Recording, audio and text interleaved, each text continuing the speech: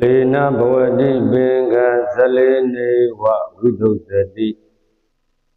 Saidena Bawadi Baba Saidene Wa Vidusati Yejang Pila Jun Nyoma Manzwa Yibit Zayati Zayjang Pila Zaynyama Manzwa Zaybit Zayati Ido Daudan Bali Lajidi Ne Ani Kaya diudo yedana daya diudo yedana Nanga diudo yedana yedana anyato toma duha Yodi myano le umuye sheko buzo bumyo malayo Broja yadi buze wunda panama sidana Dada binya wariya doja Mimido alosi adanga ado Muhammadi amyane do nibbando lagaw Datang ngaya gili za abu ja alang daduki Shauya nyenya danya byedo nibbando lagaw Mimiro aduk se byedo wibadana nyanti Limyan zwa manyando Jesu pyuyue Nibbando nyamau pyulue nanjako pisi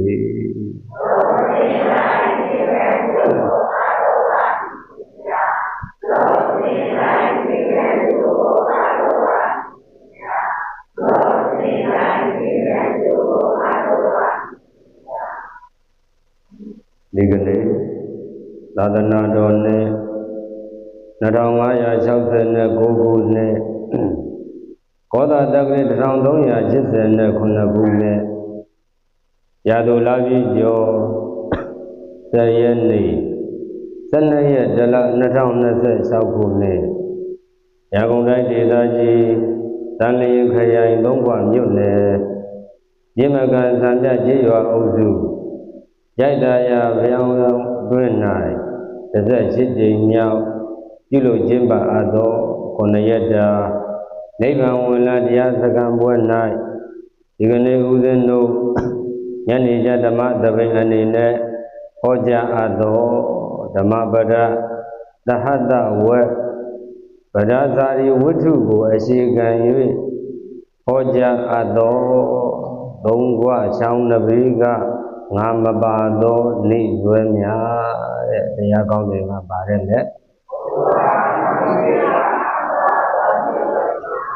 Dongwa Chaunavega Ngamabado Ni Zwemya Lu Anibe Tade Yadidana Dogo Maho Jaja Manajaja Demima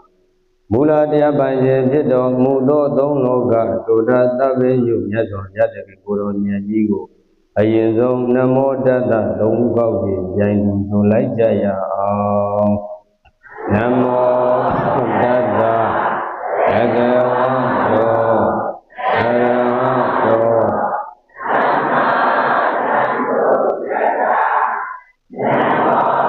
Dada Agawato Arahato Amadambo Dada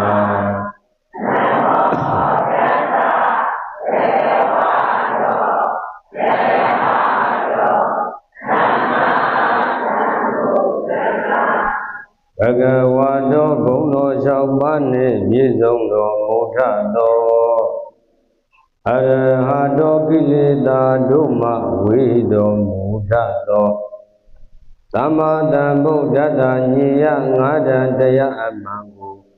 Saya Magu Diyamu Nyabye Guru Dai Todun Yido Mutado Dada Bhagavado Tunya Swabhyata Guru Nyayi Namo Yudinyano Lao Moye Jeko Unyo Bai Nyazwa Bhaya Nyazwa Bhaya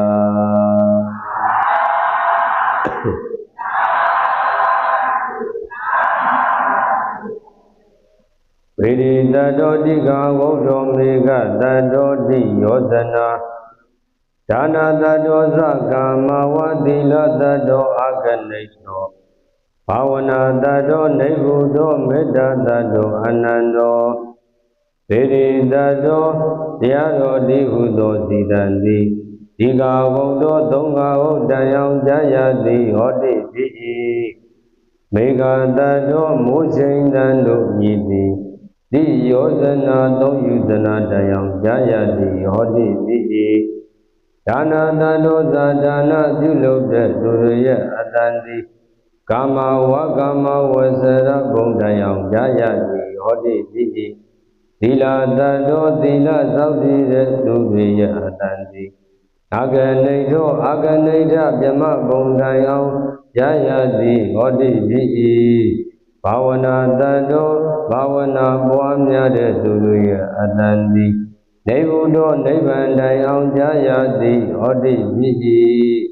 မေတ္တာတတောမေတ္တာပွားများမေတ္တာပုသတဲ့သူတို့ရဲ့အတန်သည်အနန္တောအနန္တစัจ java လာတန်အောင်ရရသည်ဟောတိဖြစ်၏ဣတိဣသောတတပံကောင်းသောမတုမထိုက်ပါပေတော်သတည်း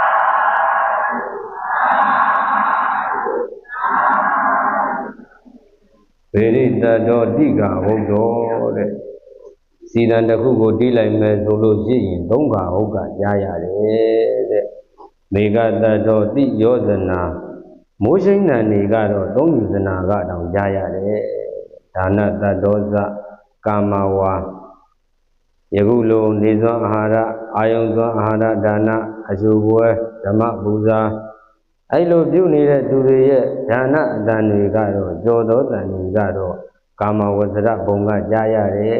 တဲ့သီလတတောအာဂနိထော5ပါး10ပါး9ပါး10ပါးအစရှိသည့်အဖြစ်သီလစောင့်တည်နေတဲ့သူတွေရဲ့ကြော်သောတန်တွေကတော့အာဂနိထဗြဟ္မဘုံကကြားရတယ်တဲ့ဘာဝနာတတောနိဗ္ဗုသောသမရဘာဝနာဝိပဿနာဘာဝနာပွားများနေတဲ့သူတွေရဲ့အတန်တွေကတော့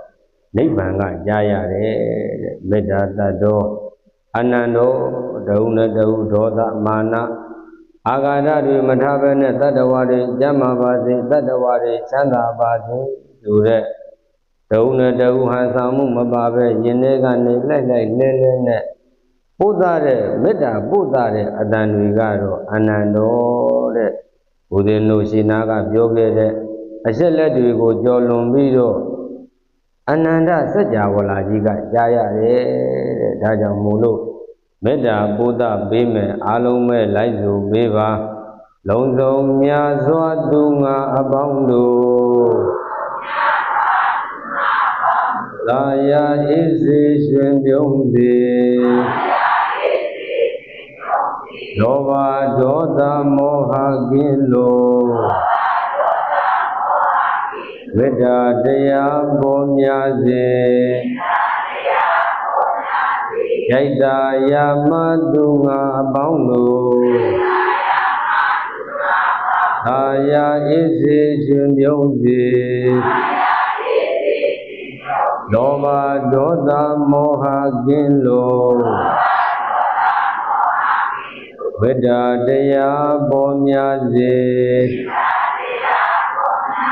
ဒီစိန်ဥစ္စာအစဉ်တို့လိုသာယာအေးချမ်းတို့ရွာမြေလောယင်စန္ဒဟုသမျှတို့အမြတ်ပြီးမြောက်နိုင်ပါစေဒါကရောက်မြေဆရာတော်မဗုဒ္ဓမေတ္တာတွေဒါကတရားနာပရိသတ်မဗုဒ္ဓမေတ္တာတွေသာသနာသာသလောကသဝုဒ္ဓိဘဝတုသဗ္ဗတာသာသနာပိစ္ဆာလောကိသဒေဝရကန္တုသဗ္ဗတာသာသနာသသသာသနာတော်မြတ်ကြီးဤ၎င်းဝပရိယတိသာသနာပฏิပတ်တိသာသနာပฏิဝေဒသာသနာဟုဆိုအပ်သောသာသနာတော်မြတ်ကြီးဤ၎င်းလောကသသလူအပေါင်းဤ၎င်းဝ ဝါဒီကနေကုသိုလ်ကောင်းမှုကိုပြုလုပ်သည်ဒေမိသာစုဆောင်လင်းစွာသင်္တယကဒါယိကမအပေါင်းဤ၎င်းသဗ္ဗတာနေရောညစ်ပါဘေကမလခသိမ့်သောကာလတိုင်းမှာဘုဒ္ဓေလောကုတ်လောကီနလီတိုးဘဝအကျိုးများကြကုန်သည်ဘဝတုဘဝန္တုဖြစ်ကြပါစေကုန်သတည်းသာသနာပိစာသာသနာတော်မြတ်ကြီးကို၎င်းဝါပရိယတိသာသနာပฏิပတ်တိသာသနာပฏิဝေဒသာသနာဟုဆိုအပ်သောသာသနာတော်မြတ်ကြီးကို၎င်းလောကင်းစလူအပေါင်းကို၎င်းဝါဒီကနေကုသိုလ်ကောင်းမှုကိုပြုလုပ်သည်ဒေမိသာသူဆောင်လင်းစွာသင်္တယကဒါယိကမအပေါင်းကို၎င်းဒေဝဓမ္မဒေဝနတ်မြတ်နတ်ကောင်နာအပေါင်းတို့သည်သဗ္ဗတာနေရောညစ်ပါဘေကမလခသိမ့်သောကာလတိုင်းမှာဗရကန္တုအမိနတရေနဲ့ငါးပမာကောင်းစွာမဲ့သွေးစောင့်ရှောက်နိုင်ကြပါစေကုန်သတည်း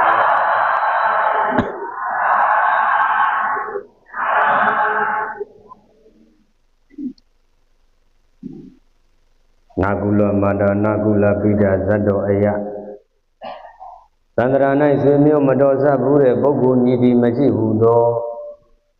မြတ်စွာဘုရားဤစကားတော်အယဒီကနေ့ဦးဇင်းတို့သန္တရာတခွေမှာ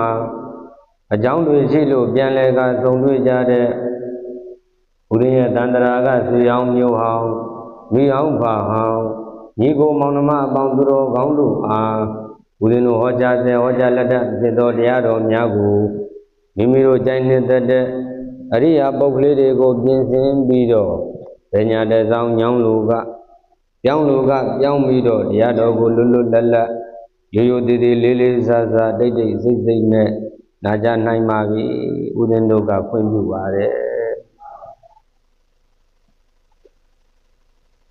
ဒါဆိုလို့ချင်းဒီကနေ့ဦးဇင်းတို့တရားကောင်းစဉ်လေးပေးခဲ့တာကသုံးခွဆောင်နဘေးကငါမပါတော့နေဆွဲများတဲ့ဦးဇင်းတို့ဒီကောင်းရင်နာကဆောင်ကသုံးခွဆောင်မလားဒါဆိုလို့ချင်းဦးဇင်းတို့ဒီကအရက်ဒေတာကနာမည်လေးတစ်ခုလည်းပါသွားအောင်ဦးဇင်းတို့ရောက်တဲ့နေရာမှာဟုတ်လားရောက်တဲ့အရက်ကနေရာလေးနဲ့ဒီလိုလေးတရားကောင်းစဉ်လေးပေးပါတယ်ဗျာနော်ဟုတ်ပြီဒါဆိုလို့ချင်းသုံးခွဆောင်နှစ်ဘေးကငါမပါတော့နေဆွဲများလို့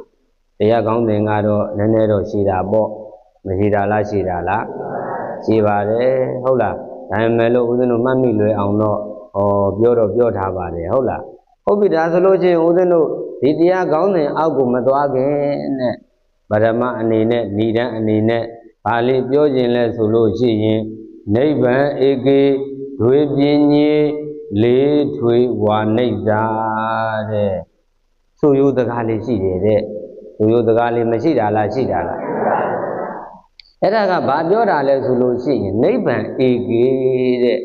နိဗ္ဗာန်ကိုလိုချင်တဲ့ရချင်တဲ့ပုဂ္ဂိုလ်ဟာဧကေတယောက်တည်းကျင့်ရမယ်တဲ့နိဗ္ဗာန်လိုချင်ရင်ဘယ်လိုကျင့်ရမှာလဲတယောက်တည်းကျင့်ရမှာတဲ့နိဗ္ဗာန်ဧကေတဲ့ပါတယ်လေဧကေဆိုတာဧကတယောက်ပေါ့ဟုတ်လားဟောဒါဆိုလို့ချင်းနိဗ္ဗာန်ကိုသွားခြင်းနဲ့နိဗ္ဗာန်ကိုလိုချင်တဲ့ပုဂ္ဂိုလ်သည်တဲ့တယောက်တည်းကျင့်ရမယ်တဲ့ဘယ်လိုကျင့်ရမလဲတယောက်တည်းကျင့်ရမယ်ဦးဇင်းတို့ပရမသုံးအစနေတုန်းကလည်းပဲဟုတ်လားဟောမပြောခဲ့တာလားပြောခဲ့တာလားပြောခဲ့ပါတယ်ဟုတ်လားဟောသူနဲ့ရောရောနောနောငါနဲ့ရောရောနောနောဟောအရက်စကားတွေအပြင်စကားတွေဟောအဲ့ဒီလိုတွေပြောဆွေးနွေးနေမယ်ဆိုလို့ရှိရင်အဲ့ဒီကမကြီးတွေဆုံးနိုင်ပါမလားမဆုံးနိုင်ဘူးဒါဆိုလို့ရှိရင်ဒကာကြီးဒကာမကြီးတွေဒါလေးတွေကိုရှုပ်သိမ်းရုပ်သိမ်းပြီးတော့တယောက်တည်း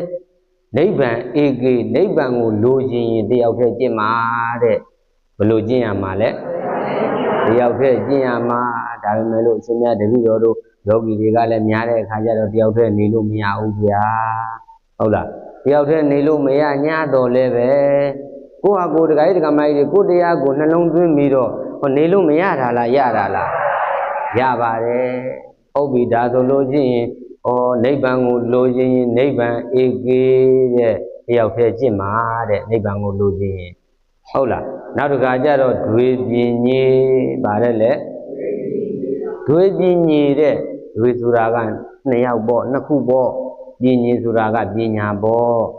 ပညာကိုလိုချင်တဲ့ပုဂ္ဂိုလ်ကြတော့2ယောက်ကျင့်ရတယ်တဲ့ဘယ်2ယောက်ကျင့်ရလဲဩ2ယောက်ကျင့်ရတယ်တဲ့ဘာဖြစ်လို့2ယောက်ကျင့်ရလဲဆိုတော့ဩစာသင်တဲ့အခါကျတော့ဓမ္မမဟုတ်တရားနာတဲ့အခါပဲဖြစ်ဖြစ်စာဥစာပေဖတ်တဲ့အခါပဲဖြစ်ဖြစ်ဟိုတယောက်ကတစ်မျိုးလေးမှတ်မိတယ်တယောက်ကတစ်မျိုးလေးမှတ်မိတယ်မှတ်မိတဲ့အခါကျတော့တဦးနဲ့တဦးဆွေးနွေးတိုင်ပင်လိုက်တော့ဟော4ပါးပြောတဲ့အခါကျတော့တယောက်က2ပါးမှတ်မိတယ်တယောက်က2ပါးမှတ်မိတယ်ဟောတယောက်နဲ့တယောက်ဖလှယ်လိုက်တော့4ပါးမပြည့်စုံသွားတာလားပြည့်စုံသွားတာဟုတ်တယ်ဒီတိုင်းမှာပဲတဲ့ဟုတ်လားဟောဘွဲ့ဒီဂရီတွေရကျင်တာပဲဖြစ်ဖြစ်ဟုတ်လားပညာတွေတက်ရှင်တဲ့ပုဂ္ဂိုလ်ကြီးဖြစ်ကျင်တာပဲဖြစ်ဖြစ်2ယောက်ကျင့်ရမယ်တဲ့ဘယ်2ယောက်ကျင့်ရမှာလဲ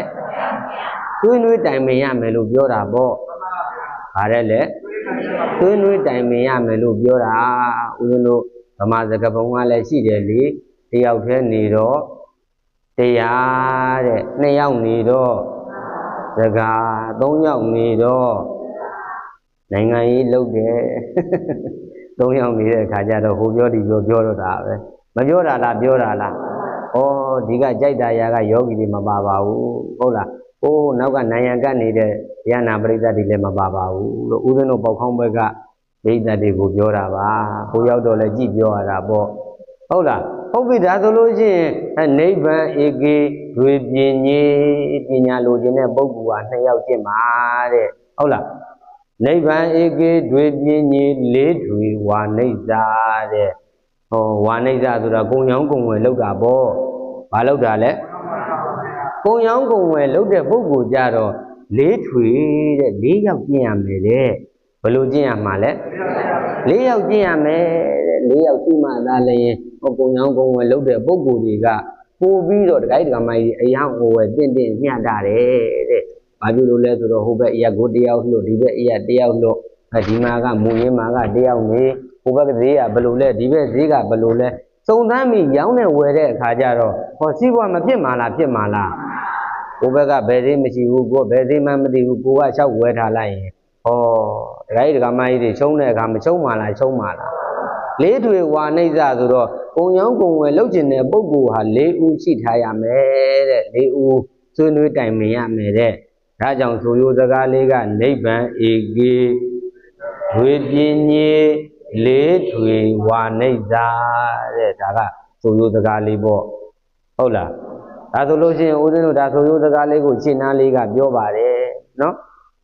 ဒါဆိုလို့ရှိရင်ဦးဇင်းတို့ဟုတ်လားတရားကမဟောရသေးဘူး9နာရီကခွဲနေပြီအချိန်ကြီးကလည်းမြန်မဲမြန်နေတာလားမသိဘူးเนาะအဲဒီတော့ဟုတ်ပြီဒီကနေ့ဦးဇင်းတို့အတွေ့အကြုံလေးတစ်ခုပေါ့အဲ့ဒါကဦးဇင်းကိုယ်တိုင်အတွေ့အကြုံလေးအဲ့ဒါကဘာလဲဆိုလို့ရှိရင်နိဗ္ဗာန်တော်တဲ့ပုဂ္ဂိုလ်အတွေ့အကြုံလေးဦးဇင်းတို့ဟိုပေါက်ခေါင်းဘက်အရှိဘက်တဲကိုတော်တော်လေးသွားရတယ်ဘကိုးယုံမှတောင်ချီနာကတ်သွားတာပေါ့ဦးဇင်းတို့ကိုဗစ်တို့ကိုစစ်တို့ကိုဗစ်တုန်းကတော့တရားဟောလို့ရသေးတယ်နှာခေါင်းပိတ်ပြီးတော့ကိုစစ်ကြတော့နှာခေါင်းလည်းပိတ်မရတော့ဘူးဟုတ်လားအဲ့ဒါတွေမဖြစ်ခင်တုန်းကကိုစစ်မဖြစ်ခင်တုန်းကတရားသွားဟောရတယ်ညပွဲတွေအမြဲတမ်းဟောရတယ်အဲ့ဒီရွာကြီးဟုတ်လားယူကောင်းရွာတဲ့ဘာရွာလဲယူကောင်းရွာညပွဲတွေသွားရတယ်လမ်းကလည်းသိုးဓမ္မကြောက်ခဲစားသွားတော့အစာကကြေမှာဟုတ်လားဟိုရောက်တဲ့အခါကျတော့ဖုတ်တလူးလူးနဲ့တခါလဲနှာခေါင်းပိတ်တွေနဲ့မတ်တွေနဲ့မတ်ပေါ်ဒီဘက်ကခေါ်တာတော့ဦးဇင်းတို့ရွာကတခါကြီးကတော့အသက်60ကျော်ရှိနေပြီသူကအဲ့ဒီမတ်ကိုမခေါ်တတ်တဲ့အခါကျတော့တို့ကိုလည်းပဲဟုတ်လားမက်ကလေးပေးပါအောင်လို့မပြောဘူးသူကဘယ်လိုပြောလဲဆိုတို့ကိုနှာပိတ်ကလေးပါလေပေးပါအောင်ဟုတ်လားဒါလည်းသူခေါ်တတ်တယ်လို့ခေါ်တာပဲအဲ့ဒီနှာပိတ်တွေနဲ့ဦးဇင်းတို့သွားကြတာပေါ့ကိုလည်းရောက်တော့တခါတည်းပဲဘတော်ကမျိုးရောက်တဲ့အခါကျတော့နိဗ္ဗာန်တော်တွေကအများကြီးပဲ3ဦး4ဦးလောက်ရှိတယ်ဘယ်နှဦးလောက်ရှိလဲ3 4ဦးလောက်ရှိတဲ့အခါကျသူတို့ကနိဗ္ဗာန်တော်လဲလုံနေမကြဘူး လုံးနေမကြတော့အော်လေးအော်ထားလည်းမရှိဘူးဒါပေမဲ့လို့ဝါသနာအယဝါသနာပါတာမပါတာလားပါတာလားဝါသနာပါတဲ့အခါကျတော့တခါတည်းပဲဘုန်းကြီးကိုတခါတည်းလားလျှောက်တယ်အရှင်ဘုရားဘွဲတော်ကဘလို့လဲဘုရားဘွဲကတော့တခါကြီးဒီလိုပဲဟုတ်လားဥတုမနာပရောင်းကြီးဆရာတော်ဒီဘွဲလေးတွေကဘာပေါ့နောက်ကနေအမီလေးတွေတက်ပေးလိုက်တရားကောင်းတဲ့ကတော့ဘာလေးတခါကြီးပို့ပြီးတခါတည်းရေးပေးလိုက်တာတခါတည်းပဲအဲ့မှာခေါင်းချင်းဆိုင်ပြီးတော့နိဗ္ဗာန်တော်3ယောက်နိဗ္ဗာန်တော်ဘယ်နှယောက်လဲငါအောမဲမင်းအောမင်းအောနဲ့ငါအောမဲငါဟာအောတတ်တယ်နဲ့ကျောင်းတဲ့တယောက်ကျောင်းကလည်းပဲကျောင်းမကြီးတစ်ခုတည်းရှိတဲ့အခါကျတော့ဘုန်းကြီးကိုဒီဘက်မှာကလကာလေးနဲ့ပိတ်ထားတာသူတို့ပြောတာအကုန်ကြားနေရတယ်မကြားတာလားကြားတာလားကလကာလေးနဲ့ပိတ်ထားတာဇက်ကမလို့ပါလို့ပုံစံမျိုးနဲ့အဲ့ဒီမှာတခါတည်းဘုန်းကြီးကလည်းကြားနေတော့တရားကလည်းအာယုံကပြုတ်နေရသေးတယ်ဖုတ်ထောင်းနေဆိုတော့ဘိုက်ကလည်းတော်တော်စားနေပြီလေဘုန်းကြီးဆိုတော့လည်းအသာငြင်းနေရတယ်ဘာမှလည်းမကပ်ဘူးသံမြာရေးလေးတောင်မကပ်ဘူးဟုတ်လားအဲ့ဒီအခါကျတော့တခါတည်းပဲနားထောင်နေတဲ့အခါကျတော့အဲ့ဒီမှာသူကကြော်ညာတော့တာပဲယနေ့ညတရားဟောမဲ့ပုဂ္ဂိုလ်ကတော့ဦးသိန်းဘွဲကဥတုမနလေဟုတ်လားအဲ့တော့သူတို့ကြားဘူးကြားတာရှိတာကဟုတ်လားဇတ်တော်တွေကြားဘူးတာပေါ့မကြားဘူးလားကြားဘူးလားဒီကနေ့တရားရှင်းမြင်မဲ့ဆရာတော်ကတော့ဥတုမနဗြောင်းမြေဆရာတော်ဖြစ်ပါတယ်လို့အဲ့လိုမအော်ပဲနဲ့တခါတည်းပဲတခါကြီးကကရုံကရင်နဲ့ဒီကနေ့တရားဟောမဲ့ပုဂ္ဂိုလ်ကတော့သူဝနတာမဖြစ်ပါတယ်ကျုပ်လည်းပဲလုံးဟလာခဏတော့ဘုရားအလောင်းဖြစ်သွားတာပဲသူဝနတာမတဲ့သူတို့ကတခါကြီးကမိုင်းတွေရုပ်ရှင်တွေ TV တွေထဲမှာကသူဝနတာမဇတ်တော်ကနာမည်မကြီးတာလားကြီးတာလားကြီးတာကျောက်ကဥတုမနလို့ရေးပေးလိုက်တာကိုသူတို့ကသူဝနတာမဖြစ်ပါတယ်တဲ့တခါကြီးတခါမိုင်းတွေလေတွင်သားစောချစ်ဆရာကြီးလေတွင်သားစောချစ်လည်းဒီတိုင်းမှာပဲအတွေ့အကြုံတွေမရှိတာလားရှိတာလားဆရာကြီးဟောပြောပွဲတွေနားထောင်တဲ့အခါကျတော့ဆရာကြီးကတခါတည်းပဲတနေ့တော့တောရွာတရွာကိုတွားပြီးတော့ဟောပြောပွဲလုပ်တာပေါ့ဟောပြောပွဲလုပ်တဲ့အခါကျတော့တခါတည်းအနောင်စာကလှုပ်တာမရှိတဲ့အခါကျတော့ဆရာကြီးလည်းရှိန်ပြီးတော့ကြောက်တဲ့အခါကျတော့သူကဘာအော်လဲဆိုတော့ယခုဆက်လက်ပြီးတော့သာပေဟောပြောပွဲကိုဆက်လက်ဟောပြောမဲ့ပုဂ္ဂိုလ်ကတော့ဆရာကြီးလေတွင်သားစောချစ်ပဲဖြစ်ပါတယ်လို့အဲ့လိုအော်ရမှာအဲ့လိုမဟုတ်ဘဲနဲ့ယခုတပံဆက်လက်ပြီးတော့သာပေအလှည့်ကြတဲ့ပုဂ္ဂိုလ်ကတော့တောတွင်သားလေးစောချစ်ပဲဖြစ်ပါတယ်ဆရာကြီးကပြောတယ်ကျွန်တော်မာလေးတဲ့တောတွင်သားလေးစောချစ်ဆိုတော့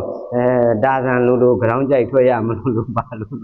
အခုလည်းပဲသူနတာမဖြစ်ပါတယ်ဆိုတော့ကျုပ်ကရေဦးတစ်ဖက်ခေါင်းကြိုက်ပြီးရေဦးတစ်ဖက်တစ်ချက်ထမ်းပြီးတော့သားရွှေဦးထမ်းလာသူတို့လောက်ရမလို့အဲ့လိုတွေမကြုံရတာလားကြုံရတာလားနိဗ္ဗာန်တော်လောက်တယ်ဆိုတော့လေတခါကြီးမကြီးတွေလွယ်ရဲ့လားမလွယ်ဘူးသူလည်းပေးတတ်ရသေးတယ်မပေးတတ်ရတာလားပေးတတ်ရတာပေးတတ်ရသေးတယ်ဒါကဦးဇင်းတို့အတွေ့အကြုံလေးဒါလေးနိဗ္ဗာန်တော်နဲ့ပတ်သက်လို့ပြောပြတာပါဒီကနိဗ္ဗာန်တော်တွေကတော့ဟုတ်လားတောဖေတို့ကအဲ့ဒါတခါကြီးတွေပြောတာတော့ကြည်ပြီးသားကျင်းနေပြီဒီဘက်ကအရက်ကြီးလည်းဖြစ်တဲ့အခါကျတော့ဘာမှဦးဇင်းတို့ကပူတရားလည်းမလိုဘူးဟုတ်လားဦးဇင်းတို့ပဲကြတော့တခါကြီးကမကြီးတောရွာလေးကြတဲ့အခါကျတော့ဘူးတုဒ္ဒတွေကလည်းနဲဆိုတဲ့အခါကျတော့ဒါမျိုးလေးတွေမရှိတတ်တာလားရှိတတ်တာလားရှိတတ်ပါတယ်ဒါဆိုလို့ချင်းဦးဇင်းတို့ဇတ်တော်ကိုတွားကြမယ်ဒီကနေ့တရားခေါင်းစဉ်အောက်ကိုတွားမယ်တရားခေါင်းစဉ်ကသုံးခွရှောင်းနှပေကငါမပါတော့နေဆွဲများတဲ့မြတ်စွာဘုရားသင်ကိုတော်မြတ်ကြီးသာဝတိပြည်ဇေတဝန်ကျောင်းမှာသတင်းသုံးနေတော်မူစဉ်အခါတုန်းကဗဒ္ဒစာရီထေရီကိုအကြောင်းပြုပြီးတော့ဂါထာလေးတစ်ပုဒ်ဟောကြားခဲ့တယ်တဲ့အဲ့ဒီဂါထာလေးကဘာလဲလို့မေးမယ်ဆိုလို့ရှိရင်ယောဇဝတ္တတတံဇီဝေအဘတံဥဒယပယံဧကဟံဇီဝိတံဒေယောပတ္တတောဥဒယပယံယောဇအကျင့်ပုဂ္ဂိုလ်သည်ဥဒယပယံဖြည့်ခြင်းပြည့်ခြင်းသဘောတရားတွေကိုအဘတံမတိမမြင်ပါပဲဝတ္တတတံနှင့်ပေါင်းတရားကာလပတ်လုံးဇီဝေယအကယ်၍အသက်ရှင်စေညာအံဝါအသက်ရှင်ခြင်းတဲ့ ဘုဒ္ဓယပယံဖြစ်ခြင်းပြည့်ခြင်းသဘောတရားတွေကိုပတ္တတော်ရှုမြင်၍ဧကဟံတရေမြဇီဝိတံအသက်ရှင်ရခြင်းသည်တေယောမြတ်လပါပေဤဟု၍ဘဂဝါဘုံ၆ပါးသခင်ဘုရားသခင်ကိုတော်မြတ်ကြီးကအဝေါဇာတိကောင်းစွာမသွေဟောကြားတော်မူခဲ့ပါပေတည်း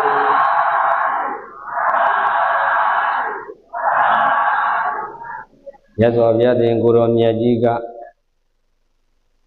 လူပုဂ္ဂိုလ်တဦးတယောက်ဟာအသက်တရားပဲရှိရှိအသက်1000ပဲရှိရှိတဲ့ဖြစ်ခြင်းပြည့်ခြင်းသဘောတရားတွေကိုမသိဘဲနဲ့အသက်ရှင်နေခြင်းဟာမမြတ်ဘူးတဲ့ဖြစ်ခြင်းပြည့်ခြင်းသဘောတရားတွေခန္ဓာ၅ပါးယုံနာ2ပါးတို့ရဲ့ဖြစ်ခြင်းပြည့်ခြင်းသဘောတရားတွေကိုသိမြင်ပြီးရှုမှတ်နေပြီးတော့တရကလေးများအသက်ရှင်လဲပဲမြတ်ပါတယ်လို့မြတ်စွာဘုရားကမဟောခဲ့တာလားဟောခဲ့တာလားဟောခဲ့တယ်ဒါဆိုလို့ချင်းဦးဇင်းတို့ဟုတ်လားဒီဇတ်တော်ကိုရှင်းနာကမသွားခင်မှာအစွဲ4မျိုးကိုအရင်ပြောမယ်အစွဲဘယ်နှမျိုးအစွဲ4မျိုးရှိတယ်နံပါတ်1အစွဲက8စွဲနံပါတ်1အစွဲက8စွဲနံပါတ်2ကမုံစွဲ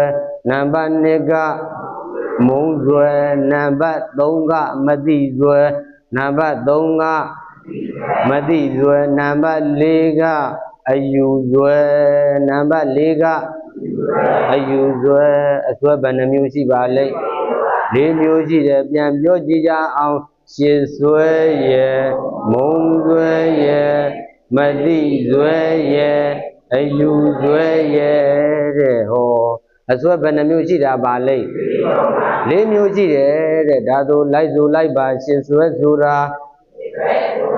မလိုက်ပါအဲ့ဒါလောဘပါရှစ်စွဲဆိုတာမလိုက်ပါအဲ့ဒါလောဘပါရှစ်စွဲဆိုတာမလိုက်ပါအဲ့ဒါလောဘပါ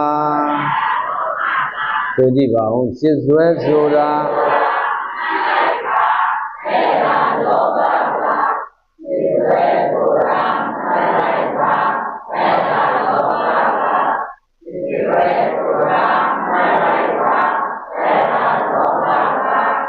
နောက်တစ်ခါထပ်ပြီးတော့ဆိုဦးမယ်ဆိုလို့ရှိရင်မုံစွဲဆိုတာမလိုက်ပါ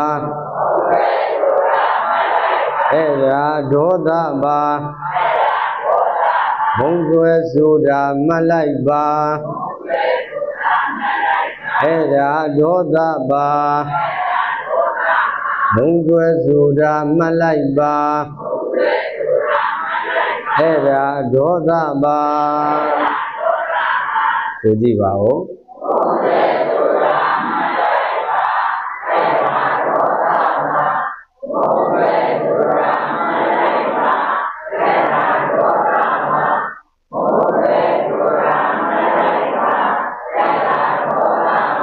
နောက်တစ်ခါကျတော့မတိစွဲဆိုတာမလိုက်ပါအဲ့ဒါမောဟပါမတိစွဲဆိုတာမလိုက်ပါအဲ့ဒါမောဟပါမတိစွဲဆိုတာမလိုက်ပါအဲ့ဒါမောဟပါဆိုကြည့်ပါဦး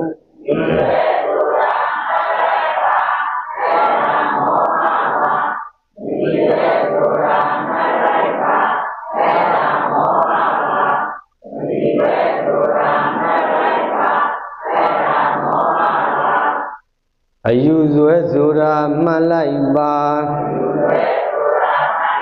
အဲ့ဒါဒိဋ္ဌိပါအယူစွဲဆိုတာမှတ်လိုက်ပါအဲ့ဒါဒိဋ္ဌိပါအယူစွဲဆိုတာမှတ်လိုက်ပါအဲ့ဒါဒိဋ္ဌိပါဆိုကြည့်ပါဦး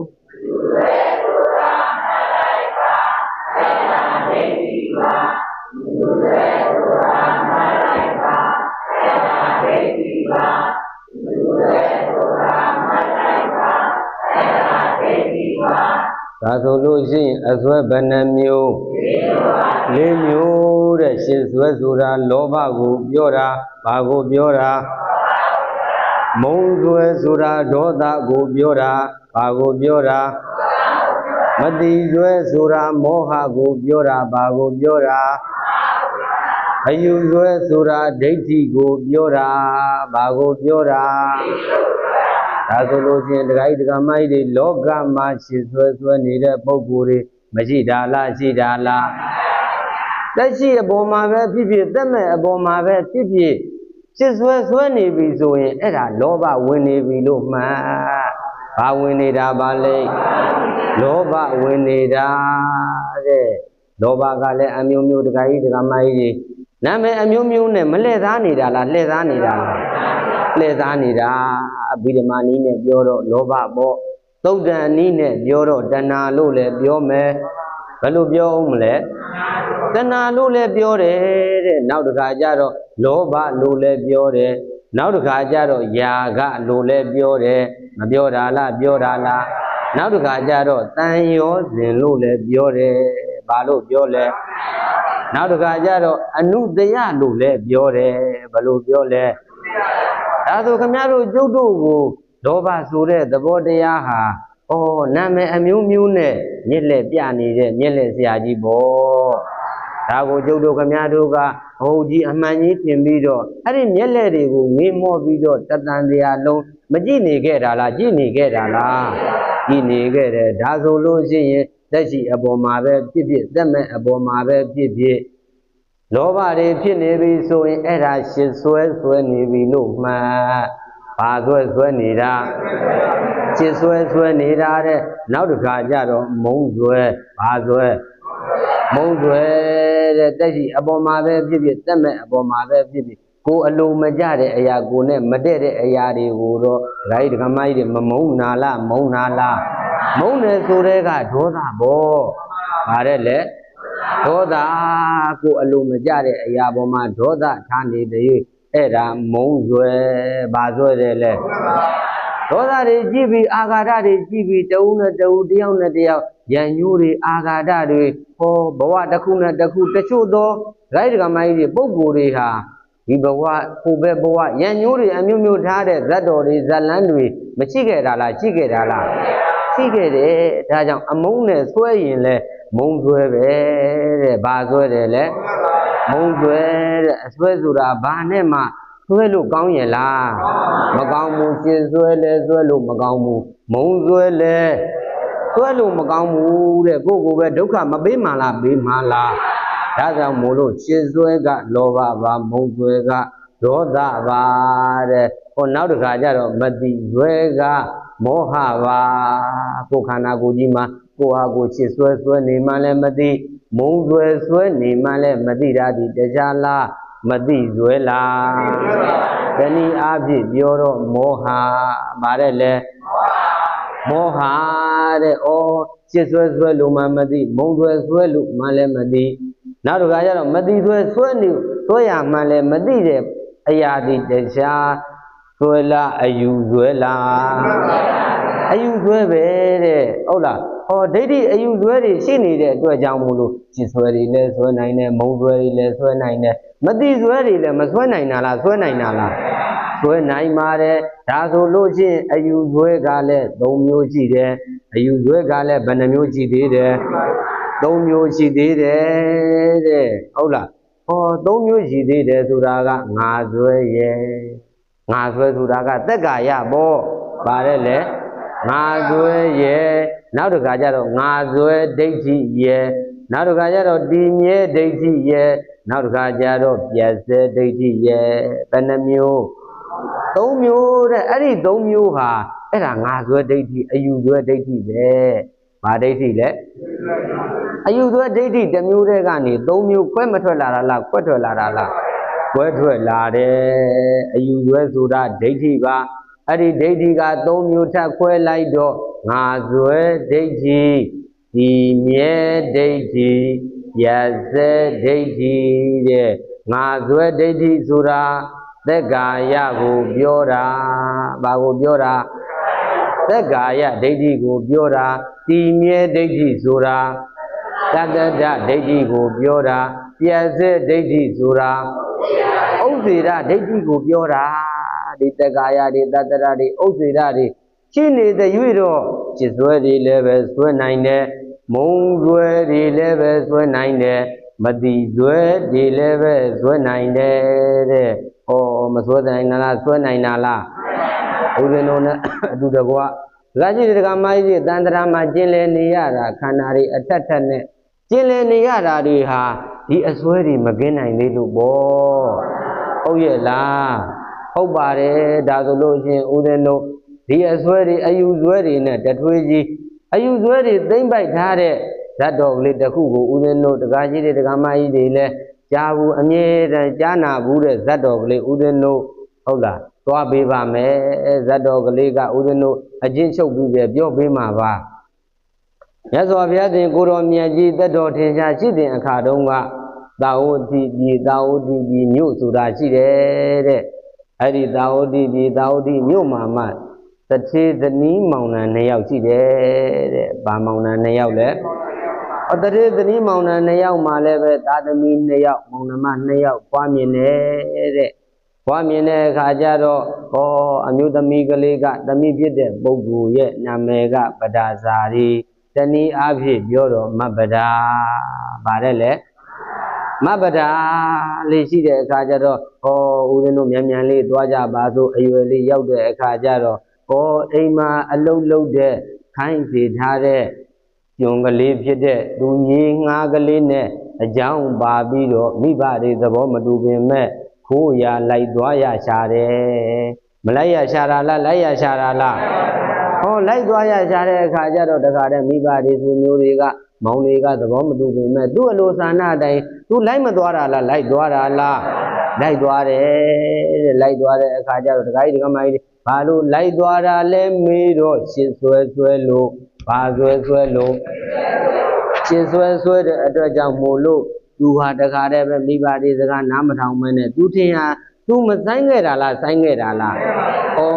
ထင်ဟာဆိုင်တဲ့အခါမှာတော့ဒုက္ခမတွေ့တဲ့အချိန်မှာတော့သူရှင်းဆွဲတဲ့အရာဒီသူမှန်ကန်တယ်သူရွေးချယ်တဲ့အရာဒီမှန်ကန်တယ်လို့သူထင်နေတော့မယ်မထင်တာလားထင်တာလားသူလုပ်ခဲ့တဲ့အရာဒီသူ့ကိုဒုက္ခပေးမှာမဟုတ်ဘူးလို့သူမထင်ခဲ့တာလားထင်ခဲ့တာလားထင်ခဲ့ပါတယ်ဒီလိုနဲ့တခါတဲ့အဝိတ္တနေရာမှာရွာလေးတရွာမှာအိမ်အောင်ရသားကြပြီးတော့နေထိုင်ရင်းနဲ့ကိုဒါသလုပ်တဲ့ပုဂ္ဂိုလ်ကလည်းပဲပြန်ရဲ့လားမပြန်ရဲဘူးပြန်လဲမပို့ရဲဘူးတဲ့မပို့ရဲတဲ့အခါကျတော့တခါတည်းပဲကိုလေးလက်ဝန်ဒကာကြီးဒကာမကြီးမယူသေးစကားပါတယ်လေမယူသေးစကားကိုလေးလက်ဝန်ရှိတယ်ဆိုကြပါစို့ကိုလေးလက်ဝန်ရှိတဲ့အခါကျတော့အမျိုးသမီးဖြစ်တဲ့ပုဂ္ဂိုလ်ကဒီလိုကိုလေးလက်ဝန်ဖြစ်တဲ့အခါမှာအမျိုးသမီးတို့မိဒီမှာကိုမိဘကိုသတိရသမြဲပဲသတိမရတာလားသတိရတာလားခလုတ်ကြည့်တော့အမိတပြီပေါ့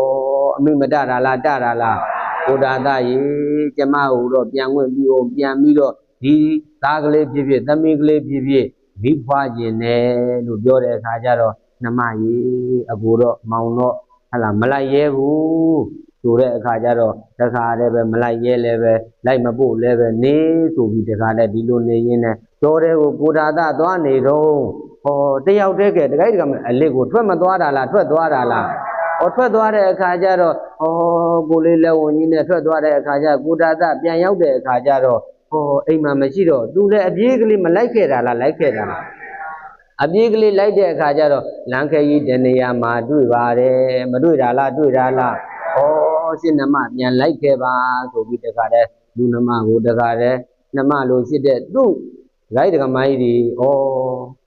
မပဒါကိုတခါတည်းပြန်ခေါ်မလာတာလားခေါ်လာတာလားခေါ်လာရင်းနဲ့ပဲတခါကြီးတကမကြီးဒီလမ်းမှာပဲမယူသေးတကားမီးဖွာပါတယ်မဖွာတာလားဖွာတာလားဖွာတဲ့အခါကျတော့ကလေးလေးပြန်ခေါ်လာပြီးတော့ဒီဖွာခြင်းကိစ္စပြီးပြီဆိုတော့အိမ်ပြန်ရင်တဲ့စိတ်ကပျောက်သွားတော့သူတို့နေကြနေရာလေးပဲပြန်မနေတာလားနေတာလားနေပါတယ်နောက်တစ်ခါကျတော့ဒီကလေးတဖြည်းဖြည်းနဲ့ကြီးပြင်းလာတဲ့အခါကျတော့ များမကြမီမှာပဲတခါကြီးတခါမကြီးတွေကိုလေးလက်ဝန်ထပ်ပြီးတော့ရှိတယ်လို့ဆိုကြပါစို့ကိုလေးလက်ဝန်ရှိတဲ့အခါကျတော့ပရမရှင်းနာကလိုပဲဘုရားသားကြီးပြန်ဝင်ပြုပါသူလည်းပဲလိုက်မပို့ရဲဘူးဆိုတော့မပို့ရဲလဲနေအောင်ဆိုပြီးတော့တခါတည်းပဲသားကြီးကိုလက်ဆွဲပြီးတော့သူမသွားတာလားသွားတာလားသွားတဲ့အခါကျတော့ဘုရားသားကလည်းပဲရှင်းနည်းအတိုင်းအပြေးကလေးလိုက်တဲ့အခါကျတော့ဒီတခါတော့တခါကြီးတခါမကြီးတွေမဘဒဟာကံမကောင်းချတော့ဘူးတဲ့ကံကောင်းသေးရဲ့လားကံမကောင်းချတော့ဘူးတဲ့တခါတည်းပဲအဲ့ဒီနေ့မှာပဲလေကြီးမိုးကြီးတွေကလည်းတိုက်တယ်ဘာလို့တိုက်တယ်လေကြီးမိုးကြီးတွေကလည်းတိုက်တဲ့အခါကျတော့ခရီးတစ်ထောင်မှတခါတည်းပဲတပြေးပြေးနဲ့မောင်ရင်တွေတန်းလာတဲ့အခါကျတော့ကိုလေးလက်ဝင်ဖြစ်တဲ့ပုဂ္ဂိုလ်ကခန္ဓာကိုယ်တွေကိုလေးလက်ဝင်တွေကနေပြီးတော့ဝမ်းပိုက်တွေကနေပြီးတော့မနာလာတာလားနာလာတာလားနာလာပါတယ်မိုးကလည်းဘာဖြစ်တယ်ရွာလာတယ်ဘိုက်ကလည်းနာလာတဲ့အခါကျတော့အကိုဒါသားရေမိဖွားတော့မှနဲ့တူတယ်ဆိုပြီးတခါတည်းပဲဟုတ်လားမိုးကတဖြည်းဖြည်းရွာလာတဲ့အခါကျတော့မိကဖွားကနေဆိုတော့ကဲမိလုံမှုရာအတွက်ရှမ်းမာဆိုလို့ကိုဒါသားဘာရှာတဲ့လေရှင်းရှာပါတယ်နမရေဒီမှာနေရစ်ခဲ့အောင်ကိုဒါသားထင်းအရှာထွက်လိုက်အောင်မယ်ဆိုပြီးတခါတည်းပဲထင်းသွားရှာတယ်တဲ့မရှာတာလားရှာတာလားကိုဒါသားကလည်းပဲမိုးတွေကလည်းတဲကိုဒါသားကပြန်မလားမိုးတွေကတဲကိုဒါသားကပြန်မလားညစ်ကတပြေးပြေးနဲ့လာပြီမနဲ့လာတာလားနဲ့လာတာလားနဲ့လာတယ်ဒုက္ခတွေမများနေတာလားများနေတာလားများနေတယ်အဲ့ဒီဒုက္ခတွေများနေတာကိုဒုက္ခလို့သူထင်သေးရဲ့လားမထင်သေးဘူးသူရှစ်ဆွဲခဲ့တဲ့အရာကိုသူဒကာကြီးဒကာမကြီးတွေသူဒီလက်ခံသိမ့်ပိုက်ထားတော့မယ်တဲ့မသိမ့်ပိုက်နေတာလားသိမ့်ပိုက်နေတာလားတဖြည်းဖြည်းနဲ့ကိုဒါသားကိုလည်းမျောရင်းနဲ့မိုးတွေကလည်းပဲတအားသက်လာတယ်မြစ်တွေကတဖြည်းဖြည်းနဲ့လာတဲ့အခါကျတော့မယိုသေးတဲ့ကဒကာကြီးဒကာမကြီးတွေကလေးလေးထပ်ဘွားမြင်ပါပြီဘွားမြင်တာလားဘွားမြင်တာလားမိုးတဲ့လေထဲမှာတကားလည်းအနီးမှမရှိအဝတ်မှမရှိဒီမှမရှိဆောင်းတရားမှမရှိမိုးတဲ့လေထဲမှာဒုက္ခတွေများပြီးမိမဖွားရတာလားဖွားရတာလားကိုဒါသားရေလို့ဘလောက်ပဲခေါ်မိုးတွေတအားကြီးတဲ့အခါကျတော့ကိုဒါသားပြန်လာသေးရဲ့လားမလာဘူးတဲ့ကဲဒါဆိုလို့ကြည့်ရင်တခါတည်းပဲမိန်းကလေးဖြစ်တဲ့အာနွယ်ပင်မဲ့လို့မိခင်စိတ်ကလည်းမရှိလာတာလားရှိလာတာလားမိခင်စိတ်ရှိတဲ့အခါကျတော့ငါသားကလေးကိုတော့မိုးအဆူမခံနိုင်ဘူးဆိုပြီးတော့ဒီကလေးလေးကိုတခါတည်းပဲဒိုက်တော်မိုက်တွေသူ့ရဲ့ရင်ခွင်အောက်မှာဗိုက်အောက်မှာထားတယ်တဲ့သူကတော့လေးဘက်ထောက်အနေထားနဲ့နေတယ်တဲ့ဘလို့နေတဲ့လဲလေးဘက်ထောက်အနေထားနဲ့နေတယ်တဲ့သားကြီးကိုလည်းပဲအောက်မှာထားတယ်သားငယ်ကိုလည်းပဲအောက်မှာထားတယ်မိုးတွေတခါတည်းသဲနေတဲ့အခါကိုတခါတည်းပဲနည်းနည်းသက်တာမနှဲဘူးဆိုပြီးတော့လေးဘက်ထောက်ကြီးနဲ့သားတွေသူ့သားတွေရှမ်းမှာဆိုလို့တခါကြီးတခါမကြီးတွေလေးဘက်ထောက်ကြီးနေရရှာတဲ့မိုးကလည်းတအားရွာရှမ်းကလည်းရှမ်းတခါကြီးတခါမကြီးတွေစဉ်းစားကြည့်ပေါ့ဘလောက်များဒုက္ခရောက်လိုက်မလဲဆိုလို့ရှိရင်ဟုတ်လားဘလောက်ပဲသူဒီဒုက္ခရောက်တဲ့သူ့အရှိစိတ်တွေကတက်ပြီးရှစ်ဆွဲတွေကဆွဲနေတဲ့အခါကျတော့သူ့ဒုက္ခတွေသူဒုက္ခလို့မြင်နိုင်သေးရဲ့လားဒုက္ခတွေဘလောက်ကြီးကြီးဥထုဇဉ်ဆိုတာကအဲ့ဒီဒုက္ခကိုမမြင်နိုင်ဘူးတဲ့မြင်နိုင်ရဲ့လားတနည်းအားဖြင့်ပြောမယ်ဆိုလို့ရှိရင်အချစ်ဆွဲတာဒီတခြားကြောင့်လားအယူဆွဲတွေကြီးလို့လားအယူဆွဲတွေရှိနေတဲ့၍တော့ဒီချစ်ဆွဲတွေမဆွဲနေမှာလားဆွဲနေမှာလားဒုက္ခတွေတကားတဲ့ရောက်နေတဲ့အခါကျတော့ကိုဒါသားရေလို့တကားတဲ့ဘလို့ပဲခေါ်မူကလည်းတဖြည်းဖြည်းလင်းစားပြုတော့နှခမ်းနေလဲပြားလူလည်းပဲတုံတုံကြီးမပြစ်နေတာလားပြစ်နေတာလား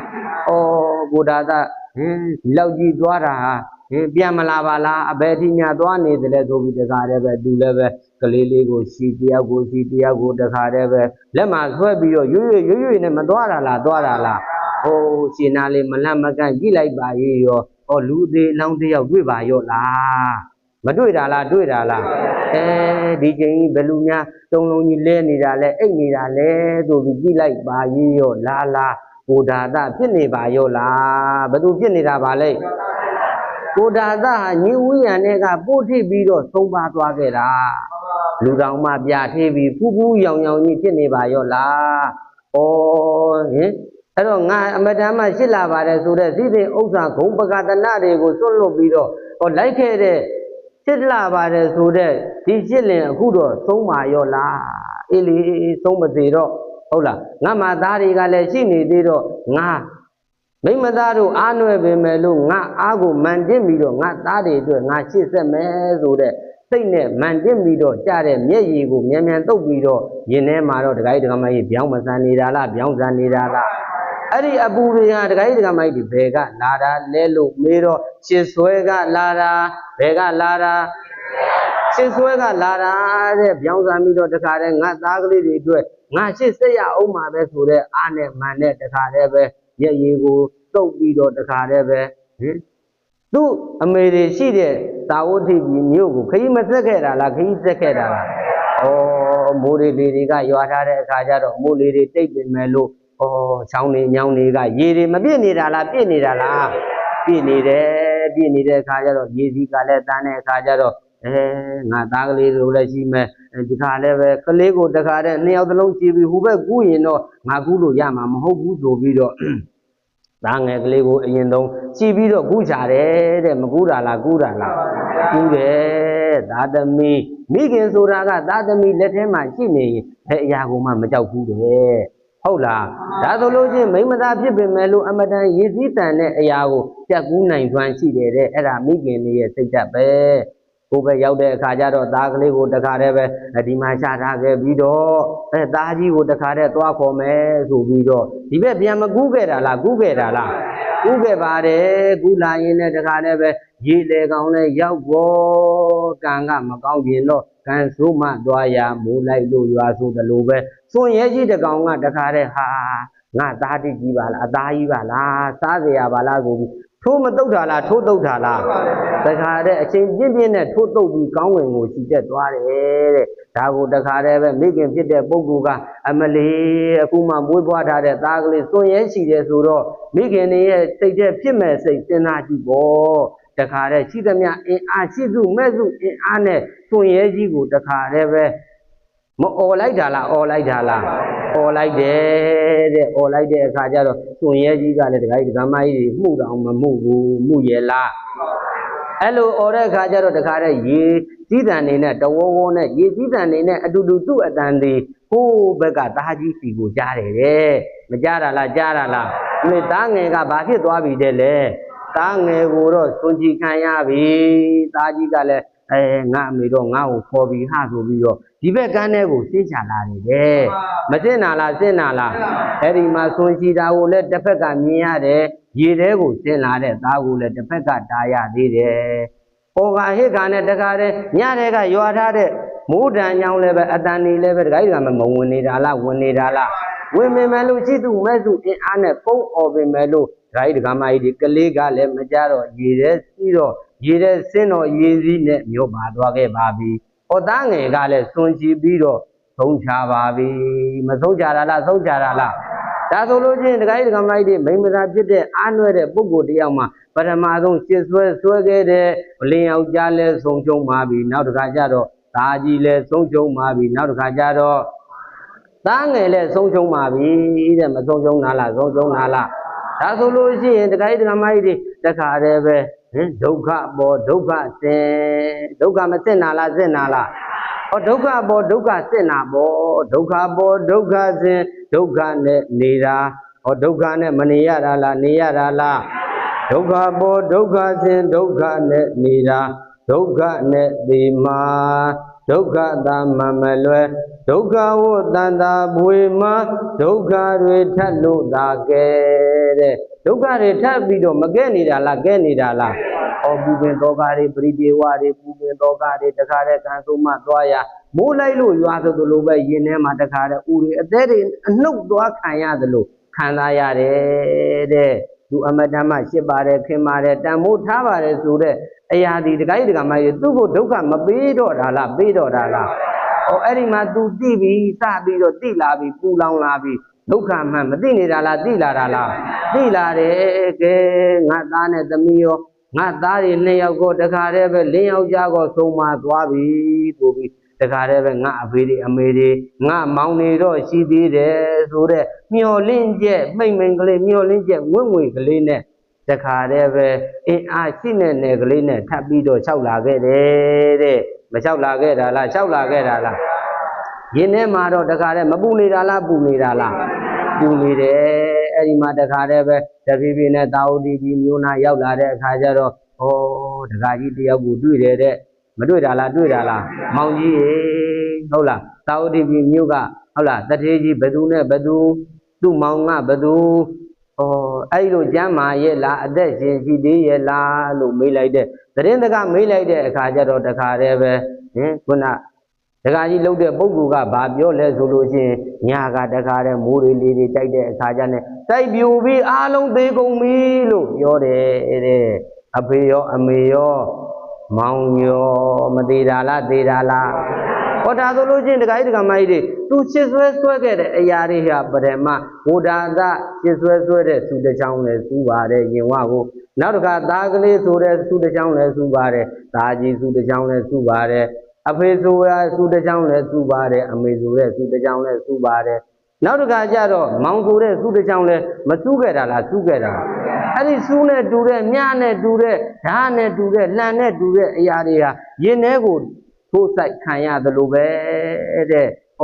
သူ့မှာထောက်တည်ရသေးရဲ့လား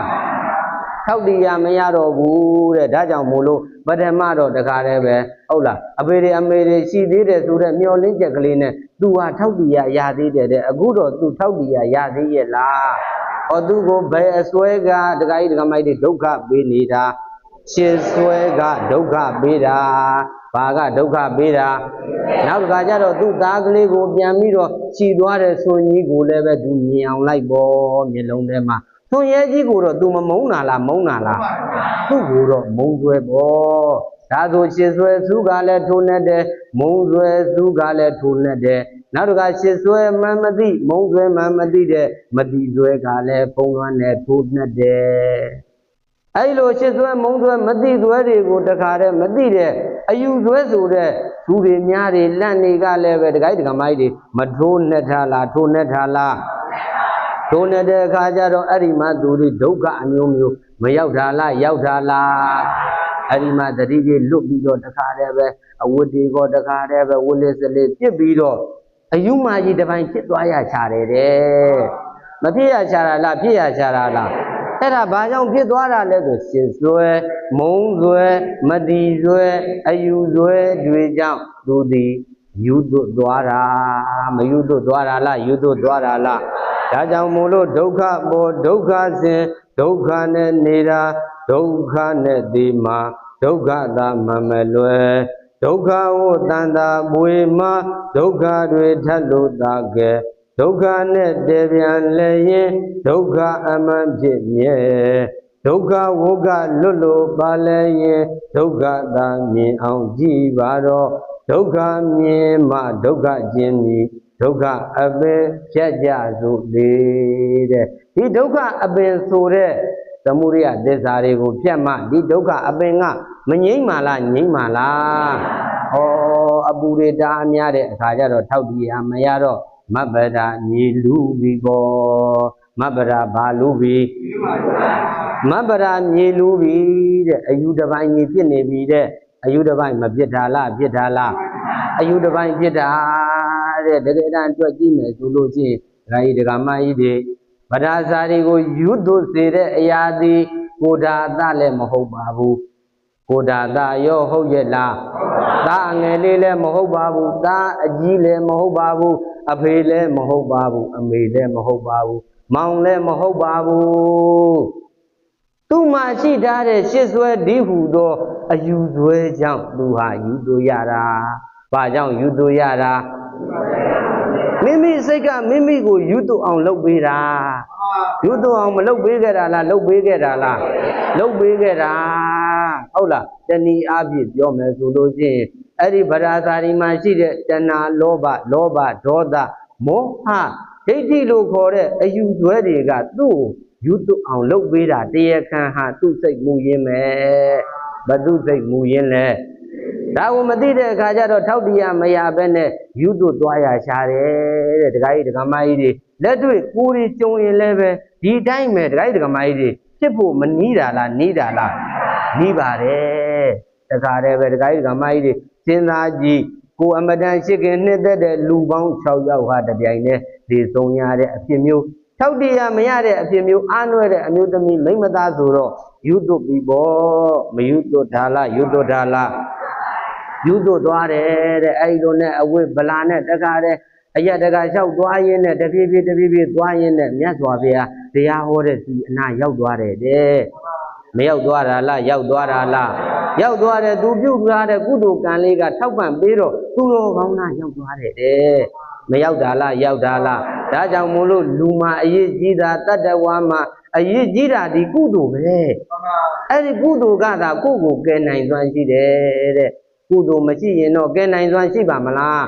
အဲ့လိုနဲ့တဖြည်းဖြည်းနဲ့ဝိလိစလစ်နဲ့ဟောရောက်သွားတဲ့အခါကျတော့ယခုလိုတရားနာပရိသနာရောက်သွားတဲ့အခါကျတော့ဩ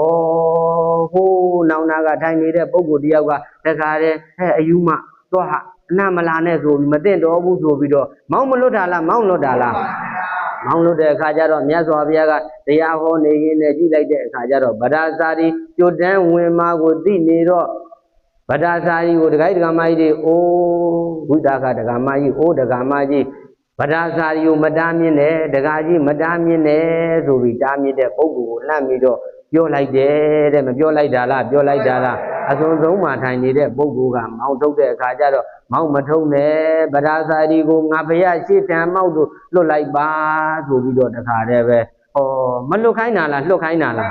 လွတ်ခိုင်းတယ်မြတ်စွာဘုရားတို့ဤဒီမှာဒကာကြီးဒကာမကြီးတွေမြတ်စွာဘုရားကယ်ဖို့ကုသိုလ်ကံပါလာရင်မြတ်စွာဘုရားတို့ဤဒီမျက်နှာလွှဲမနေဘူးတဲ့ကို့မှာကုသိုလ်ကံရှိဖို့ပဲမလိုအပ်တာလားလိုအပ်တာလားအဲ့ဒီမှာမြတ်စွာဘုရားကတခါတည်းအဝိကနေလှမ်းပြောတယ်จิตသမီးဗဒ္ဒစာရီနင်းတတိထားအောင်လေသင်တတိထားအောင်လေလို့ပြောလိုက်တယ်တဲ့ဘယ်လိုပြောလိုက်လဲသင်တတိထားအောင်လေလို့ပြောလိုက်တဲ့အခါကျတော့ဗဒ္ဒစာရီကတခါတည်းပဲတတိလေးဝင်မလာတာလားဝင်လာတာလားဝင်လာတယ်တဲ့သင်จิตသမီးဗဒ္ဒစာရီသင်တတိထားအောင်လေသင်ဟာလင်းအတွက်နဲ့ငိုခဲ့တဲ့မျက်ရည်တွေသားအတွက်နဲ့ငိုခဲ့တဲ့မျက်ရည်တွေအဖေအတွက်နဲ့ငိုခဲ့တဲ့မျက်ရည်တွေအမေအတွက်နဲ့ငိုခဲ့တဲ့မျက်ရည်တွေမောင်အတွက်နဲ့ငိုခဲ့တဲ့မျက်ရည်တွေကိုစုထားမယ်ဆိုရင်ဟောဒီမှာသမုဒ္ဒရာ၄စင်းတွေကသမုဒ္ဒရာလောက်အဲ့ဒီငိုခဲ့တဲ့မျက်ရည်တွေဟာမကတော့ဘူးจิตသမီးဗဒ္ဒစာရီသင်တတိထားအောင်လို့မြတ်စွာဘုရားကတခါတည်းတတိမပေးလိုက်တာလားပေးလိုက်တာလားဟောပေးလိုက်တဲ့အခါကျမှသာဩဗဒ္ဒစာရီကတတိလေးဝင်လာတယ်တဲ့တတိလေးဝင်မလာတာလားဝင်လာတာလားလူတဦးတယောက်ရဲ့ငိုခဲ့တဲ့မျက်ရည်တွေစုထားရင်ဒိုက်တော်မိုက်တွေဘလောက်များတဲ့လေသမုဒ္ဒရာ၄သိန်းမြတော့မကဘူးတဲ့မြတ်စွာဘုရားဟောကြားခဲ့တာဟုတ်လားဒီတန်လေးကြားတဲ့ခါကျတော့ဗဒ္ဒစာကြီးကတခါတည်းပဲကြုံကလေးမထိုင်နေတာလားထိုင်နေတာလားအဲ့ဒီထဲမှာမှစိတ်ကောင်းစေနာနဲ့ပြည့်စုံတဲ့ပုဂ္ဂိုလ်ကသူ့ရဲ့အဝတ်တစ်ပတ်ကလေးပြစ်ပေးလိုက်တော့လုံးလုံးကြုံအောင်မထိုင်နေတာလားထိုင်နေတာလားထိုင်နေပါတယ်တကယ်တမ်းတွေ့ကြည့်မယ်ဆိုလို့ချင်းအဲ့လိုသတိလေးဝင်လာတဲ့အခါကျမှဒိုက်ဒကမကြီးတွေဗဒ္ဒစာရီငိုခဲ့တဲ့မျက်ရည်ဟာသူ့အတွက်သားအတွက်လင်ခင်မုန်းအတွက်အဖေအတွက်အမေအတွက်မောင်အတွက်ငိုခဲ့တဲ့မျက်ရည်တွေမများခဲ့တာလားများခဲ့တာလားများခဲ့တယ်ငါအတွက်လို့တွေးပြီးငိုခဲ့တဲ့မျက်ရည်ယူသွားရတဲ့အကြောင်းရင်းဟာသူ့အတွက်ပါရဲ့လားသူ့အတွက်ပူပြီးတော့ငိုခဲ့တဲ့မျက်ရည်မရှိဘူးတဲ့ရှိရဲ့လားဒိုက်ဒကမကြီးတွေစဉ်းစားကြည့်မယ်ဆိုရင်ဥသွင်းတို့နဲ့အတူတကွလောကမှာရှိတဲ့သူမှန်သမျှအရာအလုံးဟာတဲ့ကိုယ့်အတွက်စဉ်းစားတာနဲ့သူ့အတွက်လို့စဉ်းစားတဲ့ပုဂ္ဂိုလ်ကများတယ်တဲ့မများတာလားများတာလားများတယ်တဲ့ဥစဉ်တို့ဥပမာတစ်ခုပြောမယ်ဆိုလို့ရှိရင်ဒကာကြီးဒကာမကြီးတွေဥစဉ်တို့ဥပမာလေးတစ်ခုပြောရရင်ဟုတ်လားဒကာကြီးဒကာမကြီးတွေရဲ့စိတ်ထဲမှာအမတန်မှရှစ်ပါတယ်ခင်ပါတယ်ဉာဏ်နိုးပါတယ်ဆိုတဲ့လူ၃ယောက်ရဲ့နာမည်ကိုစိတ်ထဲမှာရေတွက်ကြည့်ပါစိတ်ထဲမှာခေါ်ကြည့်လိုက်ဦးဇင်းတို့3စက္ကန့်အချိန်ပေးမယ်1 2 3ရေတွက်ပြီးသွားပြီလားလူ3ယောက်ရဲ့နာမည်ကိုရေတွက်တဲ့အခါမှာအ ਨੇ စုနဲ့အများစု အများစုကတော့တခိုင်းဒကာမကြီးတွေရေတွက်လိုက်လို့ရှိရင်ဘယ်သူပါမလဲမေးရင်အဖေပါရင်ပါမယ်အမေပါရင်ပါမယ်နောက်တစ်ခါကျတော့အမျိုးသားပါမယ်ဒါမှန်ကန်တဲ့စကားပြောတာပဲအမျိုးသားပါမယ်အမျိုးသမီးပါမယ်ကိုပါလားအဲ့ဒါကအဓိကပါပဲတခိုင်းဒကာမကြီးတွေပြောမယ်ဆိုလို့ရှိရင်လောကမှာအရှိဆုံးအရာကိုရွေးပါဆိုတာတော့မှကိုမပါဝင်မှုတဲ့ဗျာမပါဝင်တဲ့ပုဂ္ဂိုလ်တွေလောကမများတာလားများတာလားများတယ်ဒါကြောင့်မလို့လောကမှာတခါကြီးတခါမကြီးသူ့အတွက်လှုပ်ပေးရင်နဲ့ကိုယ့်အတွက်ဆိုတာတွေကဆုံးရှုံးခဲ့တာပါလို့မဆုံးရှုံးခဲ့တာလားဆုံးရှုံးခဲ့တာလားဆုံးရှုံးခဲ့တယ်ဒါကြောင့်မလို့ဗရာဇာတွေကိုမြတ်စွာဘုရားရှင်ကိုတော်မြတ်ကြီးကသင်ရှိသမီးသင်အတွက်နဲ့ငိုခဲ့တဲ့မျက်ရည်တွေမရှိဘူးသင်ဟာတပါးသောသူတွေအတွက်ပူပြီးတော့ငိုခဲ့တဲ့မျက်ရည်တွေကများတယ်သင်အတွက်သင်ကြည့်အောင်သင်လုပ်ငန်းသင်လုပ်အောင်လို့မြတ်စွာဘုရားကတကားတဲ့တရားဟောတဲ့အခါကျမှတတိလေးဝင်ပြီးတော့ကျုံကလေးမထိုင်နေတာလားထိုင်နေတာလားအဲ့ဒီအခါကျမှမြတ်စွာဘုရားကခုနဥဒင်းတို့ရွတ်ခဲ့တဲ့ယောဇဝတ္တတတံဇီဝေဆိုတဲ့ဟုတ်လားဂါထာလေးနဲ့စပ်ပြီးတော့မရွတ်ခဲ့တာလားမဟောခဲ့တာလားဟောခဲ့တာလားအဲ့လိုဟောလိုက်တဲ့အခါကျမှတခါတဲ့တတိလေးဝင်ပြီးဘိက္ခုနီမဝိရှာတဲ့ဘိက္ခုနီမဝိပြီးသောတာပန်တည်ပြီးတော့ဘိက္ခုနီမဝတ်တယ်တဲ့ဘာဝတ်တဲ့လဲဘိက္ခုနီမဝတ်တဲ့အခါကျတော့ယဟန်တန်ဃာတော်တွေကဗဒါစာရီဟာဟုတ်လားယူတုပြီးထောက်တရားမရပေမဲ့လို့မြတ်စွာဘုရားဒီဟူသောယတနာနဲ့တွေ့ပြီးထောက်တရားရသွားပါလားလို့ပြောနေတဲ့အချိန်မှာပဲမြတ်စွာဘုရားကဟုတ်လားပရိသတ်တွေစုံတဲ့အချိန်မှာပဲဂုဏဂါထာတော်ကိုမမိန်ခဲ့တာလားမိန်ခဲ့တာလားမိန်ခဲ့ပါတယ်ယောဇဝတ္တတတံဇီဝေဒုပညောအပတံဥဒယပယံဧကဟံဇီဝိတံတိယောပတ္တတောဥဒယပယံယောဇာခြင်းပုဂ္ဂိုလ်သည်ဥဒယပယံပြည့်ခြင်းပြည့်ခြင်းသဘောတရားကိုအပတံမတိမမြင်ပါပဲဝတ္တတတံနှစ်ပေါင်းတရားကာလပတ်လုံးဇီဝေအသက်ရှင်ခြင်းတဲ့ဥဒယပယံပြည့်ခြင်းပြည့်ခြင်းသဘောတရားကိုပတ္တတော်ရှုမြင်၍ဧကဟံတရစ်မြဝတ္တခဏမြဇီဝိတံအသက်ရှိရခြင်းသည်တေယောမြတ်လာပါပေ၏ဟု၍ဘဂဝါဘုံလျှောက်ပါသခင်ဘုရားရှင်ကိုတော်မြတ်ကြီးကအဝေါဇာတိကောင်းစွာမသွေဟောကြားတော်မူခဲ့ပါပေတည်း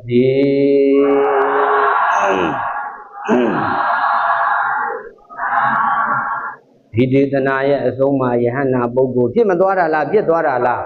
အဲ့ဒီဗရာဇာတိမထေရဟာတေရီမဟာဝိနည်းကိုလေးစားတဲ့နေရာမှာ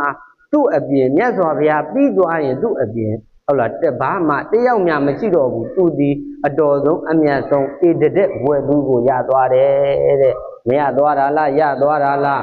ရသွားတယ်ဒါကြောင့်မို့လို့ယဟန္တာလည်းဖြစ်ဧတတဲ့ဘွယ်သူလည်းရတဲ့နောက်ဆုံးပစ္စည်းမဘဝိကပုဂ္ဂိုလ်ကြီးပေါ့ဘာပုဂ္ဂိုလ်ကြီးလဲနောက်ဆုံးကျွတ်တန်းဝင်မဲ့ပုဂ္ဂိုလ်ကြီးနောက်ဆုံးကျွတ်တန်းဝင်မဲ့ပုဂ္ဂိုလ်ကြီးကိုတောင်မှတခါကြီးတခါမကြီးတွေရှင်းဆွဲတွေမုံဆွဲတွေမတိဆွဲတွေအယူဆွဲတွေရင်ထဲမှာရှိနေရင်အဲ့လိုယဟန္တာဖြစ်မဲ့နောက်ဆုံးဘဝမှာယဟန္တာဖြစ်မဲ့ပုဂ္ဂိုလ်ကြီးကိုတောင်ဒုက္ခပေးနိုင်တယ်လို့မှမမှတ်ရမှာလားမှတ်ရမှာလားဒါကိုသင်္ကန်းစာယူပြီးတော့ဥဒင်းတို့နဲ့အတူတကွတခါကြီးတွေတခါမကြီးတွေယောဂီသူတော်ကောင်းအပေါင်းတွေဟာဒီကနေ့9ရက်တာနိဗ္ဗာန်ဝင်လန့်တရားစခန်းမွဲတွေမှာချစ်ဆွဲမုံဆွဲမတိဆွဲအယူဆွဲဆိုတဲ့ငါဆွဲတွေမပါဘဲနဲ့မဖြတ်ကျော်ရမှာလားဖြတ်ကျော်ရမှာလားဒါကြောင့်မလို့ဦးဇင်းတို့တရားကောင်းတွေလေးပေးခဲ့တာကသုံးကွရောင်နှစ်ပေကငါမပါတော့နေဆွဲများတဲ့အဆွဲမပါတဲ့ငါမပါတော့နေဆွဲများကိုမဖြတ်ကျော်ရမှာလားဖြတ်ကျော်ရမှာလားဒါကြောင့်မို့လို့သုံးကွရောင်နှစ်ပေကငါမပါတော့နေဆွဲများကိုဒကာကြီးဒကာမကြီးတွေကိုစီနှလုံးသွင်းပြီးတော့ငါဆွဲမပါတဲ့နေ့ရက်တွေကိုဖြတ်ကျော်နိုင်ကြပါစေလို့ဦးဇင်းတို့ကဆုတောင်းပတနာပြုရင်းတရားဏိဂုံတတ်ခွင့်ပြုပါဣတိဓမ္မဒေသံဒေနာယံယံအဓိကတပယဒေနာတဗေဒုက္ခယံဒုဇနာဣဋ္ဌသမေကိနောမေမယဒေသကပုဂ္ဂိုလ်ခေါ်ဆိုတမုတ်အကျွန်ုပ်သည်ဣတိဂௌဒနယေနာယခုဟောကြားတော်မူအပ်သောပါဠိတော်အစဉ်အဋ္ဌကတအစဉ်ဖြင့်ဓ ဓမ္မဓမ္မကထာဒေသနာတော်ကိုဒေသံဒေနသိနိုင်ကြပါစေနိယူနိုင်ကြပါစေဆိုတဲ့စေရနာမေတ္တာဝေပြီးတော့ဟောပေးရသည့်အတွက်ကြောင့်ယမဟာပုံညအကျင့်တရားဟောလို့ရရှိတဲ့ဓမ္မဒါနကုသိုလ်အထုကိုအဓိကတံကောင်းစွာမတွေရလိုက်ပါပေပြီဒုံမေဤတရားရှိခင်စိတ်ကောင်းဝင်းကြကုန်တော်သင်သူတော်စင်ပရိသတ်အပေါင်းသူတော်ကောင်းတို့မှလည်းပဲ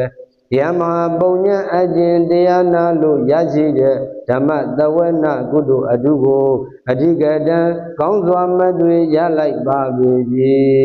ဒေနာတို့တို့ရရှိကြသောဓမ္မဒါနဓမ္မသဝနာကုသိုလ်အထုကြောင့်ဒေသနာခတ်သိမ်းများစွာတတ်တဲ့ဝါအပေါင်းသူတော်ကောင်းတို့နှင့်တကဝသင်တရားနာပရိသတ်အပေါင်းသူတော်ကောင်းတို့သည်ဣဋ္ဌသမင်ခိနောကျက်တရေမင်္ဂလအပြာပြာတို့နှင့်ပြီးဆုံးကြကုန်သည်ဖြစ်၍ဒုက္ခယန္တုယနေ့ကိုအစပြု၍နိဗ္ဗာန်ရသည့်ဘဝတိုင်အောင်ကြံကြံမာမာချမ်းချမ်းသာသာရှိတော်မူနိုင်ကြပါစေကုန်သတည်း